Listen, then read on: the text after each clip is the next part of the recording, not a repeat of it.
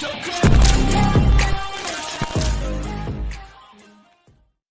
वालेकुम, मैं हूं मुनीब और आप देख रहे हैं मिस्टर नोबडी। आज की वीडियो में हम लोग बात करेंगे कि हम लोग अपनी वेब एप्लीकेशन को किस तरह से डिज़ाइन कर सकते हैं, उसमें क्या क्या स्टेप्स हैं जो हम फॉलो करेंगे। ये एक पूरी सीरीज़ होगी जिसके एंड पे हम लोग एक वेब एप्लीकेशन डिज़ाइन कर चुके होंगे। हम काम को इस तरह से लेकर चलेंगे कि जो बिगिनर्स हैं वो भी इस काम को सीख सकें और उनको कोई मुश्किल ना पेश आए। तो इसमें हम लोग किस तरह से डेवलपमेंट करेंगे, कौन कौन से टूल्स यूज़ करेंगे, किस तरह से हम उसको डाटाबेस के साथ लिंक करेंगे, किस तरह से डाटा रिट्रीव करेंगे और फ्रंट एंड और बैक एंड की लिंकिंग कैसे करेंगे, और ये सब कुछ जो है हम लोग स्टेप बाय स्टेप लेके चलेंगे ताकि जो बिगिनर्स हैं और जो मतलब कि इसमें डेवलपमेंट में पहली दफ़ा डेवलपमेंट करने लगे हैं तो उनको कोई मुश्किल ना पेश आए और वो ईज़िली इस काम को भी कर सकें। तो सबसे पहले अगर आप लोग गूगल पर जाएँ, गूगल पर जाके आप ASP.NET की अगर सर्च करें तो वो आपको माइक्रोसॉफ्ट की इस वेबसाइट पे ले जाता है। यहाँ पे जाके अगर आप लोग लिखते हैं, यहाँ पे वेब एप्लीकेशन में जाते हैं और यहाँ से चूँकि हम कर रहे हैं उसके अंदर MVC के अंदर, तो हम लोग MVC सर्च कर लेते हैं। ये रहा MVC मॉडल व्यू कंट्रोलर, इसके बारे में लर्न मोर कर लेते हैं और फिर यहाँ से गेट स्टार्टेड करके देखते हैं यहाँ पे क्या कहता है।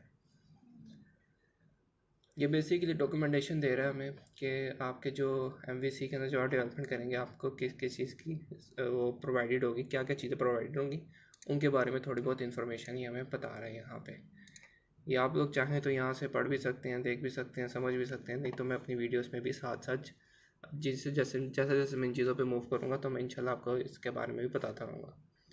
तो फिलहाल इसको बंद करते हैं और ओपन करते हैं अपना विजुअल स्टूडियो। विजुअल स्टूडियो की जो डाउनलोडिंग वगैरह है वो इस तरह से है कि अगर आप सिंपल गूगल पे जाते हैं, गूगल पे जाके आप सिंपल विजुअल स्टूडियो लिखते हैं डाउनलोड करने के लिए, तो वहाँ पे पहले लिंक से आप लोग जाके तो डाउनलोड कर सकते हैं। आप पहले लिंक से जाके किस तरह से कर सकते हैं मैं आपको दिखा देता हूँ। अगर हम यहाँ पे विजुअल स्टूडियो टाइप कर लें, विजुअल स्टूडियो आ गया, ये हमारे पास पहला लिंक आ गया और इस लिंक में आपके पास विजुअल स्टूडियो हमने डाउनलोड करना है तो ये डाउनलोड विजुअल स्टूडियो और यहाँ से कम्युनिटी वेरिएंट आप लोग डाउनलोड कर सकते हैं। अब ये असल में आपका जो है विजुअल स्टूडियो डाउनलोड नहीं होगा, ये उसका इंस्टॉलर डाउनलोड करेगा। इंस्टॉलर डाउनलोड करने के बाद आप वहाँ से जाके फिर अपने जो है विजुअल स्टूडियो कम्युनिटी उसको सेलेक्ट कीजिएगा और फिर उसको इंस्टॉल कीजिएगा। थोड़ा सा टाइम कंज्यूमिंग है लेकिन हो जाएगा। और अगर आपके कंप्यूटर पे ये थोड़ा सा स्लो चल रहा है तो इसमें घबराने वाली बात कोई नहीं, थोड़ा सा सॉफ्टवेयर हैवी है तो इसमें थोड़ा टाइम लगता है। तो हम लोग क्रिएट अ न्यू प्रोजेक्ट काम शुरू करते हैं तो अब देखते हैं किस तरह से। अच्छा, अब इसके अंदर जो है ना थोड़ी सी चीज़ें कंफ्यूजिंग होती हैं कि जब हम ASP.NET जब हम सर्च करते हैं ना तो हम लोग .NET फ्रेमवर्क में काम करते हैं, लेकिन अब चूँकि यहाँ पे 2-3 तरह के .NET फ्रेमवर्क हैं तो यहाँ पे आपने नीचे देख लेना है। हम लोग अपने जो डेवलपमेंट है वो वेब एप्लीकेशन की वो C# के थ्रू करेंगे, मतलब फ्रंट एंड को हम बैक एंड से इस तरह कनेक्ट करेंगे कि बीच में C# का इस्तेमाल हो। तो आपने यहाँ पे ये नीचे आपको बता देगा कि यहाँ पे C# का कोई कोड इस्तेमाल होगा कि नहीं, तो आपने देखना कि यहाँ पे C# की डेवलपमेंट होनी ज़रूरी है। तो हम लोग थोड़ा स्क्रॉल कर लेते हैं नीचे।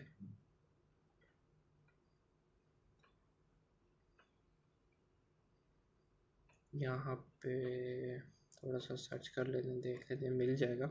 हाँ, ये देखें, ये ASP.NET web application .NET framework, और इसमें C# के साथ साथ वेब, विंडोज़ और क्लाउड, ये तीनों चीज़ें यूज़ हो रही हैं। इसको हम सेलेक्ट कर लेंगे, फिर नेक्स्ट। यहाँ से आप लोग अपनी मर्ज़ी का नाम ले लेते, तो हम लिख लेते हैं फर्स्ट वेब एप्लीकेशन और इसको क्रिएट कर लेते हैं।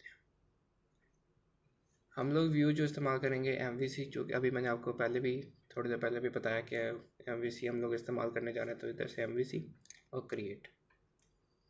अभी थोड़ा सा टाइम लेगा, अगर आपकी मशीन थोड़ी स्लो है तो ये थोड़ा ज़्यादा टाइम लेगा, लेकिन ये हो जाएगा।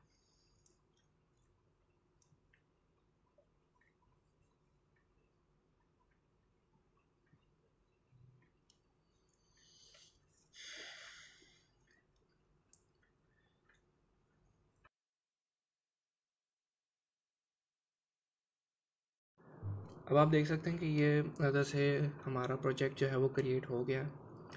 अब इसमें जो चीज़ें होती हैं ना, कुछ मेन जो है वो हम लोग अपनी वीडियोस में इंशाअल्लाह कवर करेंगे।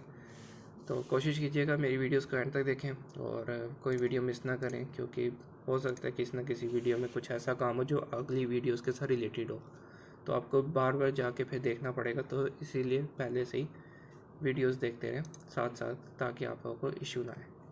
तो यहाँ पे कुछ चीज़ें हैं जो मेरे ख्याल में आप लोगों को बताने वाली हैं। अगर मैं इसको जूम कर सकूँ, नहीं जूम नहीं हो रहा। तो यहाँ से अगर आप लोगों को नज़र आए तो यहाँ पे ये कंट्रोलर्स, ये मॉडल्स, ये स्क्रिप्ट और ये व्यू, ये जो 4 चीज़ें हैं ये इन मतलब कि हमारे वेब एप्लीकेशन में काफ़ी इंपॉर्टेंट और काफ़ी ज़्यादा यूज़ होने वाली हैं। कंट्रोलर्स के अंदर हम लोग कंट्रोलर बनाते हैं। कंट्रोलर के अंदर सी शार्प का कोड होता है। सी शार्प का कोड आपको सी शार्प के कोड के लिए आपको सी शार्प आना ज़रूरी है। सी शार्प में किस तरह से काम होता है वो भी मैं आप लोगों को साथ साथ बताता रहूँगा, लेकिन यहाँ पे हम लोग फ़िलहाल कंट्रोलर ऐड करते हैं। कंट्रोलर के साथ, कंट्रोलर जो होता है ये बेसिकली लिंक्ड होता है हमारे व्यूज़ के साथ। व्यूज़ के अंदर हमारे HTML के बने हुए पेजेस होते हैं। जिस तरह मैंने आपको, अगर आपको HTML की डेवलपमेंट नहीं आती तो आप लोग मेरी पिछली मैंने 2 वीडियोस अपलोड की हैं किस तरह से आप लोग अपना HTML के थ्रू पेज बना सकते हैं और बहुत इजीली बना सकते हैं। तो वो जाके देखें और वहाँ से फिर आप लोग ये व्यूज़ बना सकते हैं। तो यहाँ पे जो इंडेक्स होता है ये एक तरह से हमारा होम पेज होता है। ये भी मैं आप लोगों को रन करके दिखाता हूँ कि ये हमें व्यू किस तरह का देगा। ये थोड़ा सा टाइम लेता है, लेकिन अगर आप लोग इसको थोड़ा सा जल्दी रन करना चाहते हैं तो यहाँ पे ये डिबग आ रहा होगा, इसको क्लिक करें, यहाँ पे स्टार्ट विदाउट डिबगिंग, ये उससे स्लाइटली थोड़ा सा ना फास्टर चलता है और ये ओपन कर देता है। तो यहाँ पे अभी हम लोगों ने किसी चीज़ को नहीं छेड़ा, कुछ नहीं किया, ये हमें उन्होंने पहले से ही कोड लिख के, डिफ़ॉल्ट कोड जिसे कहते हैं, ये हमें उन्होंने प्रोवाइड किया हुआ है। तो हम लोग देखते हैं उन्होंने हमें किस तरह का व्यू वगैरह प्रोवाइड किया हुआ है, तो वो सारा चीज़ चेक कर लेते हैं। तो इस तरह का हमें कुछ व्यू मिलता है। यहाँ पे ये होम ही है, ये इन्होंने अबाउट का दिया हुआ है और ये कॉन्टैक्ट, ये एप्लीकेशन नेम और ये सारा इन्होंने दिया हुआ है। यहाँ पे मैंने आप लोगों को पहले भी अपनी वीडियोस में बताया कि इनको कस्टमाइज़ करने का तरीका यही है कि आप लोग HTML का कोड देखें और उसके बाद उसको वेरीफाई करेंगे ये इससे लिंक्ड है, तो यहाँ पे जाके अपने हिसाब से उसको कस्टमाइज़ कर सकते हैं। अब हम लोग इसमें जो बातें हैं जो मेन बताने वाली हैं वो इस तरह से कि अभी तक जो हम लोगों ने डेवलपमेंट देखी थी HTML की वो कुछ डिफरेंट थी। मतलब कि उसके अंदर जो हम लोगों ने टैग्स वगैरह जिस तरह से इस्तेमाल किए थे, जैसे अब ये यहाँ पे इस्तेमाल हुआ है, तो ये किस तरह से यूज़ होगा ये मैं इंशाअल्लाह जब डेवलपमेंट करूँगा तो आपको साथ साथ बताऊँगा।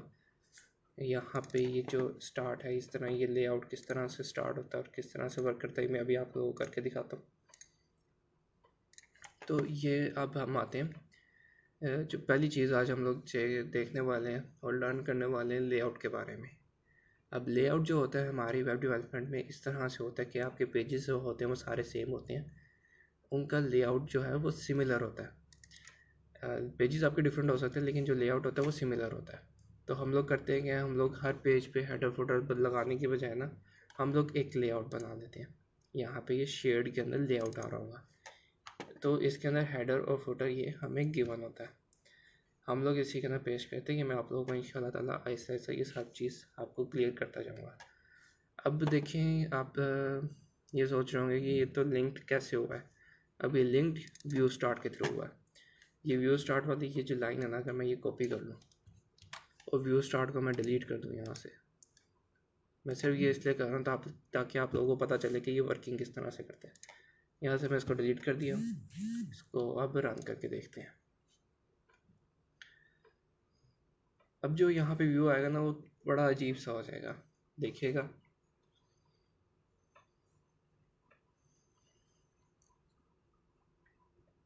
थोड़ा टाइम लेता है। हाँ ये देखें ना, अब पहले जो व्यू आया था उस तरह का व्यू नहीं है। तो अब आप सोच रहे होंगे कि ये तो मैंने फाइल डिलीट कर दिया, व्यू कैसे आएगा। तो घबराने वाली बात कोई नहीं है। हम इसका बड़ा सिंपल सा तरीका है, हम लोग अपने ना किसी भी जैसे हम लोगों ने अब जाना है इसके अंदर इंडेक्स में यहाँ पे ये जो ऐट और आगे ये जो कर्ली ब्रैकेट्स हैं इसके अंदर ही हम लोग वो लाइन पेस्ट कर देंगे। कंट्रोल एस कर लेते हैं, अब रन करके देखते हैं। अब यहाँ पे देखिए हमारी ये जो है वो रन हो गया है और देखिए ये लेआउट दोबारा आपके पास वापस आ गया, लेकिन अब यही लेआउट अबाउट और कॉन्टैक्ट पे नहीं है। तो अबाउट पे अगर हम क्लिक करते हैं तो वहाँ पे ये नहीं आ रहा लेआउट। तो इसका ये मतलब है कि ये जो हम लोग काम करते हैं ये इसीलिए करते हैं ताकि आपको ये लेआउट वाली जो लाइन है ये आपको हर पेज में ना लिखनी पड़े। तो हम लोग इसको एक तरह से कॉमन बना देते हैं अपने सारे पेजेस के लिए। तो यहाँ से इसको करते हैं बंद और अब चलते हैं कॉन्टैक्ट के अंदर। अब देखें यहाँ पे भी आप लोग वो लाइन अगर ऐड कर दें और इसी तरह अगर आप लोग यहाँ पे भी वो लाइन ऐड कर दें तो आपके पास वो लेआउट आ जाएगा।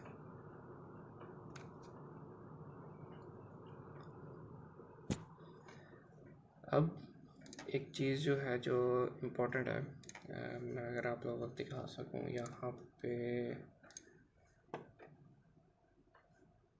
हाँ ये वाली, अगर मैं आप लोगों को थोड़ा सा जूम करूँ, अब बाय द वे जूम करने के लिए कंट्रोल और स्क्रॉल अप कर लें तो आपका ये जूम हो जाएगा। अब ये देखिए पहले हम लोग क्या करते थे, बटन्स जो लिंक्स होते थे हम लोग उसको लिंक करते थे यहाँ पे पाथ डाल के कि इस पे क्लिक करें तो उस चीज़ पे चला जाए, लेकिन यहाँ पे इन्होंने कुछ इस तरह से किया हुआ है एक्शन लिंक के थ्रू। एक्शन लिंक में क्या होता है, यहाँ पे आपको इंडेक्स, इंडेक्स क्या है, इंडेक्स आपका जो फाइल का नाम होगा। अब यहाँ पे अगर मैं आप लोगों को साथ साथ दिखाऊँ, ये देखें ये इंडेक्स, ये फाइल का नाम है, ये इंडेक्स, होम ये आपका फोल्डर का नाम है, और ये होम आपने जो वहाँ पे डिस्प्ले कराना है, मतलब आपके जो वेब पेज पे जो डिस्प्ले आएगा वो।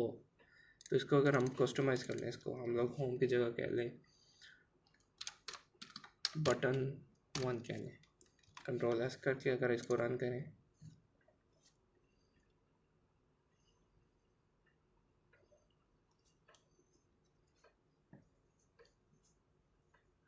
तो ये थोड़ा सा टाइम लेता है रन होने में।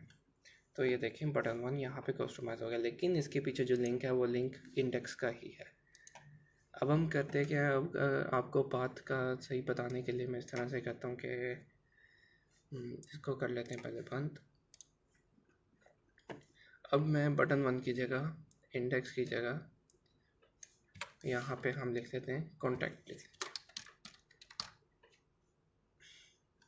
हैं। ध्यान रखिएगा कि जो स्पेलिंग्स हैं ये आपस में मैच होते हो, मतलब कि अगर ए कैपिटल है तो यहाँ पे भी ए कैपिटल हो, क्योंकि ये असल में फ़ाइल का नाम है। तो उसको फ़ाइल ढूंढने के लिए ये चीज़ें उसको ज़रूरी होती हैं। तो अगर हम इसको ज़रा रन करके देखें, यहाँ से डिबग स्टार्ट विदाउट डिबगिंग, ये थोड़ा सा स्लाइटली तेज़ काम करेगा।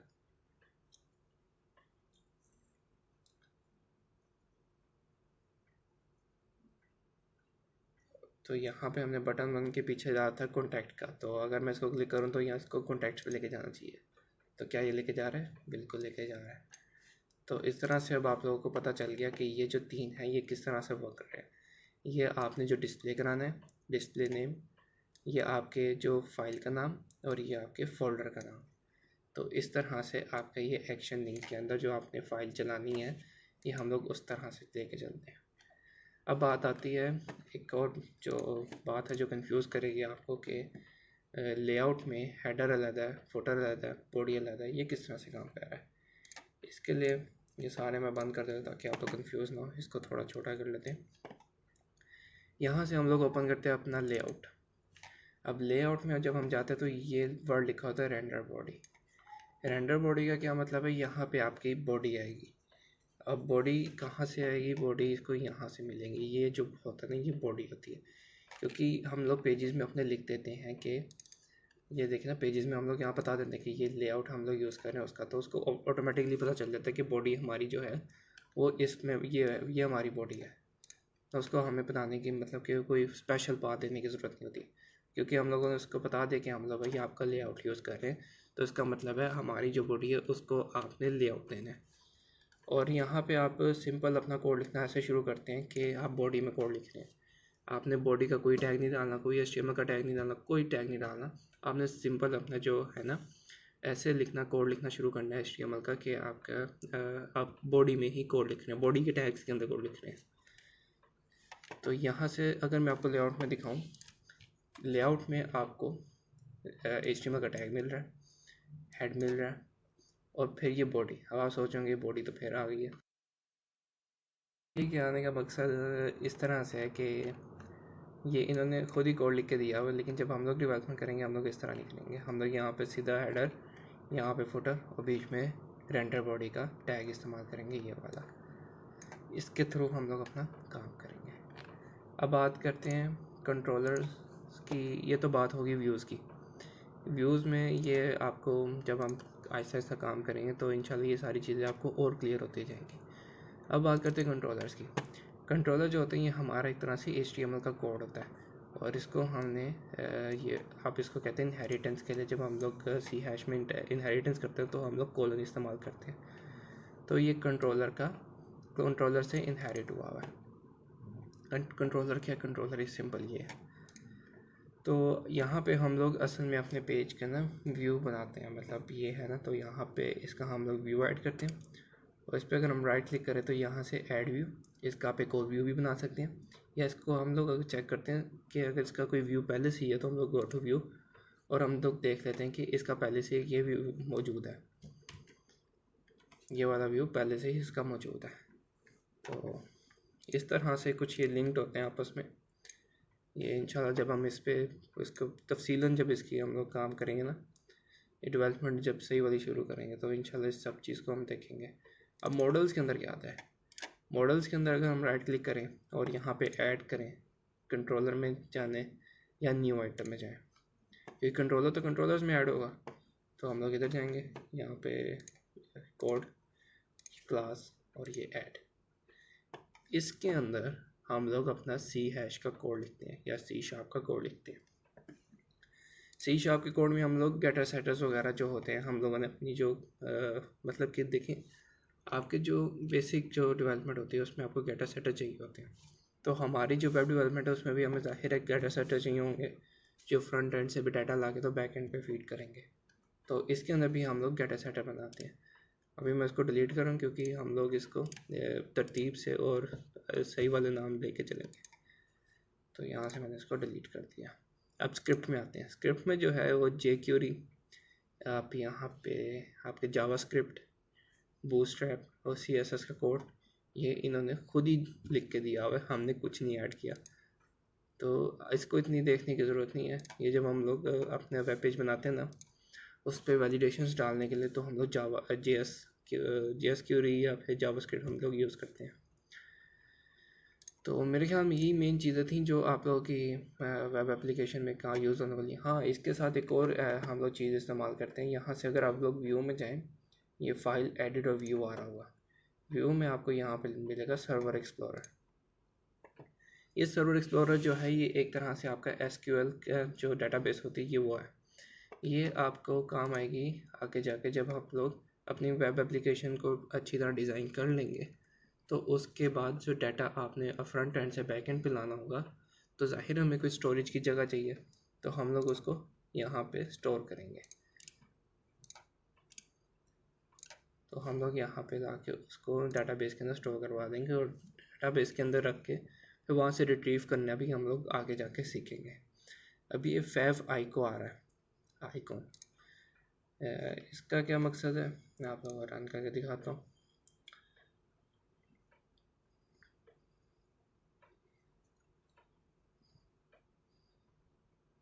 ये फैव आइकॉन जो है अगर आप लोगों को नज़र आए तो यहाँ पे करके ना एक लोगो सा आता है। जब भी आप कोई वेबसाइट अपलोड लोड करते ना, तो वहाँ पे शुरू या आपके लोडिंग से पहले ना यहाँ पे एक लोगो आएगा। तो यहाँ पे वो लोगो आएगा ये। अगर आप लोगों को यकीन नहीं आता तो इसको ज़रा बंद करते हैं, सोल्यूशन एक्सप्लोरर में जाते हैं और इसको यहाँ से डिलीट करते हैं। डिलीट ऐसे नहीं होगा, आपको ये पहले बंद करना होगा, फिर आपको डिलीट की ऑप्शन अवेलेबल होगी। तो इसको हम यहाँ से कर देते हैं डिलीट। अब रन करके देखते हैं। तो अब यहाँ पे आप देखिएगा कि वो जो आइकन जो पहले आ रहा था वो अब नहीं आएगा, क्योंकि हमने वो डिलीट कर दिया। तो आप अपनी मर्ज़ी का आइकन भी इसमें ऐड कर सकते हैं, वो भी हम आगे चल के जब अपनी डेवलपमेंट शुरू करेंगे तो इंशाल्लाह ताला आपको डेवलपमेंट में वो दिखाऊंगा। ये अभी भी शो कर रहा है, ये क्या बात हुई?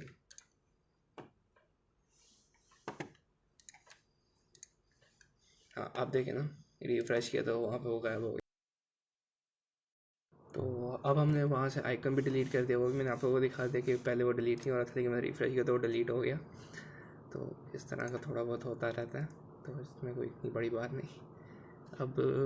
अब आप लोगों को इतना अंदाज़ा हो गया होगा कि यहाँ पे लेआउट और यहाँ पे जो आपके पेजेस हैं इनमें कनेक्शन क्या है। आपके व्यूज़ किस चीज़ के लिए, व्यूज़ इस चीज़ के लिए जो आपने फ्रंट एंड पे यूज़र को शो कराना है। स्क्रिप्ट किस चीज़ के लिए, आपने फ्रंट एंड पे जो काम किया हुआ है उसको वैलिडेट करने के लिए। फ़ॉन्ट्स को इतना इस्तेमाल ही नहीं होता, तो इसको हम देखेंगे नहीं क्या है। मॉडल्स में अभी मैंने आप लोगों को बताया कि यहाँ पे हम लोग अपना C# का कोड लिखेंगे जिसमें हम डेटा सेट्स लिखते हैं। कंट्रोलर्स में हम लोग C# का कोड लिखते हैं जहाँ से हम लोग व्यूज़ ऐड करते हैं। और अभी आप लोग देख रहे हैं ना कि यहाँ पे हम लोग व्यू ये ऐड हुआ है। ये किस तरह से ऐड हुआ है, ये इस तरह से कुछ ऐड है कि यहाँ पे हम राइट क्लिक करते हैं, यहाँ से ये ऐड व्यू आ जाता है, FAC5 व्यू और ये ऐड। अब यहाँ पे चल के आपको काफ़ी सारे टेम्पलेट्स भी मिलते हैं। ये आगे जाके मैं इंशाल्लाह आपको पहले ये यूज़ करना सिखाऊंगा, इसमें किस तरह से वर्किंग हो रही है, किस तरह से काम होगा और किस चीज़ के लिए हम लोग इन चीज़ों को यूज़ करेंगे, वो भी सारा दिखाऊंगा। साथ ही साथ अगर आप लोग कोई लेआउट यूज़ कर रहे हैं, पेज का लेआउट, तो वो आपने लेआउट यहाँ से सिलेक्ट करना है। ये देखिए ना, यहाँ पे कह रहा है यूज़र, अगर इसको मैं अनटिक कर दूँ तो ये आपको अवेलेबल ही नहीं होगा। बेहतर यह है कि आप इसका पार्शियल व्यू बना लें और साथ इसका ये बना लें यूज़र लेआउट। यूज़र लेआउट में आपको ये फ़ायदा होता है कि आपने जो अपने वेब पेज होता है ना उसका जो लेआउट सेट किया होता है वो फिर लेआउट इस पे भी आ जाएगा जो आप नया व्यू ऐड करेंगे। अब इस पे जाके आप लोग लेआउट कहाँ से सर्च करेंगे, व्यूज़ के अंदर, शेयर्ड के अंदर, और ये लेआउट आएगा। इसको ओके कर देंगे, आपका वो लेआउट यहाँ पे आ जाएगा। लेकिन जो कि अभी हम लोग सिर्फ इंट्रोडक्शन कर रहे हैं, तो इंट्रोडक्शन के अंदर अभी हम लोग कुछ नहीं करेंगे, तो हम लोग सिंपल मैं आप लोगों को वैसे बता रहा हूँ कि किस तरह से काम किए जा सकते हैं। तो बहरहाल आज के लिए बहुत मुख्तसर सा इंट्रोडक्शन था, जिसको लेके हम लोगों ने देखा कि हम लोग किस तरह से अपने काम को आगे लेके चलेंगे और किस तरह से इसका डेवलपमेंट करेंगे। और इंशाअल्लाह इस सीरीज़ के अंदर हम लोग वो चीज़ें सीख लेंगे जिसको हम इस्तेमाल करके अपनी वेब एप्लीकेशन को डिज़ाइन कर सकते हैं। तो आई होप आप लोगों को मेरी वीडियो पसंद आई होगी। आई होप ये काफ़ी इन्फॉर्मेटिव होगी आप लोगों के लिए, अगर आप लोग बिल्कुल बिगनर्स हैं। और इस सीरीज़ को पहली वीडियो से लेकर एंड तक ज़रूर देखिएगा, ताकि आप लोगों को कोई भी चीज़ जो है वो मिस ना हो और आप लोग भी एंड पे इस काबिल हो जाएं कि आप लोग एक अच्छी वेब एप्लीकेशन डिज़ाइन कर सकें। तो मज़ीद वीडियोस इंशाल्लाह ताला कमिंग डेज़ में मैं डाल दूँगा। तो लाइक करें, सब्सक्राइब करें और बेल आइकन पर ज़रूर क्लिक करें, ताकि जब भी मैं अपडेट करूँ, कोई वीडियो अपलोड करूँ, तो वो आप तक ज़रूर पहुँचे। तो इसी के साथ मुझे इजाज़त दे दिए और मिलते हैं अपनी नेक्स्ट वीडियो में। अल्लाह हाफिज़।